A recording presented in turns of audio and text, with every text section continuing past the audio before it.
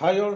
ഇന്നലത്തെ നമ്മൾ ലെവലുകളൊക്കെ നോക്കി ഇന്ന് ട്രേഡ് ചെയ്തവർക്ക് അത്യാവശ്യം പ്രോഫിറ്റ് കിട്ടിയിട്ടുണ്ട്. കാരണം അത് നമ്മൾ ഇന്നലെ തന്നെ പറഞ്ഞിരുന്നു 15-20 പോയിന്റ് ആകുമ്പോൾ തന്നെ നമുക്ക് ഒരു ഹാഫ് ക്വാണ്ടിറ്റി ബുക്ക് ചെയ്തിട്ട് ബാക്കിയുള്ളത് കോസ്റ്റിലേക്ക് കയറ്റി വെക്കാമെന്ന് പറഞ്ഞിരുന്നു. എല്ലാവരും അങ്ങനെ ചെയ്തവർക്കൊക്കെ അത്യാവശ്യം കുറച്ച് പ്രോഫിറ്റ് കിട്ടിയിട്ടുണ്ട്. വലിയ പ്രോഫിറ്റ് ഉണ്ടായിട്ടില്ല. കാരണം അങ്ങനെ ഒരു മാർക്കറ്റ് ഇപ്പോഴത്തെ അവസ്ഥ. അതുകൊണ്ടാണ് അങ്ങനെ പറയാൻ വേണ്ടിയിട്ടുള്ള പ്രധാനപ്പെട്ട കാരണം. പിന്നെ നാളത്തെ ലെവലുകൾ നോക്കുകയാണെങ്കിൽ നാളത്തെ പ്രധാനപ്പെട്ട ലെവലായിട്ട് വരുന്നത് 24,800 24,800 750 ആ റേഞ്ച് നോക്കാം. നമുക്ക് 24,800 ആ റേഞ്ചിലേക്ക് എത്തുന്ന സമയത്ത് നമുക്ക് റിവേഴ്സ് ട്രേഡ് നോക്കാം. അതായത് ഈ സൈഡിലേക്ക് ട്രേഡ് നോക്കാം നമുക്ക്. പിന്നെ താഴത്തേക്ക് നോക്കിക്കഴിഞ്ഞാൽ 24,600 വരുന്നത്. പക്ഷേ അതിനിടയ്ക്ക് 24,700 ഒരു ചെറിയൊരു സപ്പോർട്ടായിട്ട് നിൽക്കുന്നുണ്ട്. അതായത് 24,700 അവിടെ മാർക്ക് ചെയ്തിട്ടില്ല. അതായത് ഇന്നത്തെ ഹൈ അത് ഒന്ന് ഹൈ അല്ല, അതിന് കുറച്ച് താഴത്തെ 24,722 ഇപ്പോൾ മാർക്കറ്റ് നിൽക്കുന്നത്.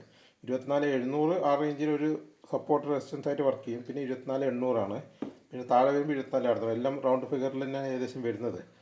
ആ ഒരു റേഞ്ചിലാണ് നാളത്തെ മാർക്കറ്റ് കളിക്കാൻ വേണ്ടി പോകുന്നത്. അതിനുള്ളിൽ എവിടെ നിന്നാലും നമുക്ക് ബ്രേക്ക് ചെയ്യുന്നതിനനുസരിച്ച് ട്രേഡ് എടുക്കാം. നാളെയും കൂടി നിങ്ങൾ എങ്ങനെയാണ് ഒരു 10-20 പോയിന്റ് ആകുമ്പോൾ തന്നെ ഒരു ഹാഫ് ക്വാണ്ടിറ്റി ബുക്ക് ചെയ്ത് ഇന്ന് ചെയ്ത പോലെ തന്നെ ബാക്കിയുള്ളത് കോസ്റ്റിലേക്ക് കയറ്റി വെക്കുന്ന കാര്യം ഒന്ന് ഓർത്ത് വെച്ചോ. ബാക്കിയുള്ള മറ്റന്നാളൊക്കെ ആയിട്ട് മാർക്കറ്റിന് ഒരു ശരിയൊരു ഡയറക്ഷനിലേക്ക് വരുള്ളൂ. ഇത് നമുക്ക് കൃത്യമായിട്ടൊന്ന് പ്രെഡിക്റ്റ് ചെയ്യാൻ പറ്റും. ഇപ്പോൾ എന്താ വെച്ചാൽ അങ്ങനെ ഒരു അവസ്ഥയിലായതുകൊണ്ട് മാർക്കറ്റ് കൃത്യമായിട്ട് പറയാൻ വേണ്ടി പറ്റില്ല നമുക്ക്. അപ്പോൾ നമ്മൾ പെട്ടെന്ന് ബുക്ക് ചെയ്ത് പ്രോഫിറ്റ് ആകുമ്പോൾ തന്നെ ബുക്ക് ചെയ്യാന്നുള്ളതേ ഉള്ളൂ. ആ ലെവലുകളിലെത്തുമ്പോൾ എന്തായാലും മാർക്കറ്റ് റിയാക്ട് ചെയ്യും. അപ്പോൾ ആ സമയത്ത് നമ്മൾ പ്രോഫിറ്റിലേക്ക് വരുമ്പോൾ നമ്മൾ ആ പ്രോഫിറ്റ് എടുക്കുക പെട്ടെന്ന് തന്നെ. ഓക്കെ. അപ്പോൾ പ്രധാനപ്പെട്ട ലെവൽ ഒന്നുകൂടി പറയാം. 24,800 ആ റേഞ്ച്, പിന്നെ 24,700 ആ റേഞ്ചിലുണ്ട്, പിന്നെ 24,600 ആ റേഞ്ചുണ്ട്.